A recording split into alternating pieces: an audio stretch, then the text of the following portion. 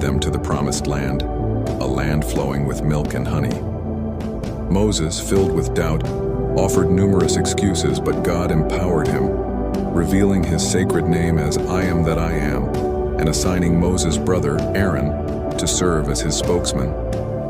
Moses and Aaron returned to Egypt and confronted Pharaoh, delivering the divine command, "Let my people go, so that they may worship me in the wilderness."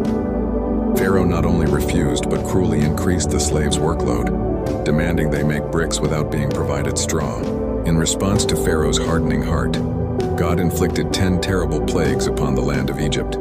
These were not random disasters, but devastating judgments against the gods of Egypt, escalating from water turning to blood, to frogs, gnats, flies, a pestilence on livestock, boils, hail, locusts, and 3 days of total darkness. The final and most terrible plague was the death of every firstborn son and firstborn animal in Egypt. Before this strike, God commanded the Israelites to institute the Passover.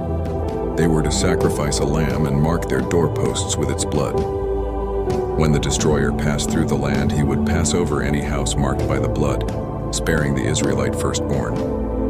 After this devastating final blow, Pharaoh's will finally broke. He commanded Moses and the Israelites to take their families and their flocks and leave Egypt immediately.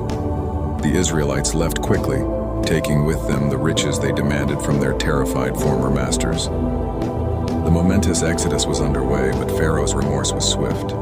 He assembled his entire army of chariots and riders and pursued the fleeing Israelites, trapping them against the shores of the Red Sea.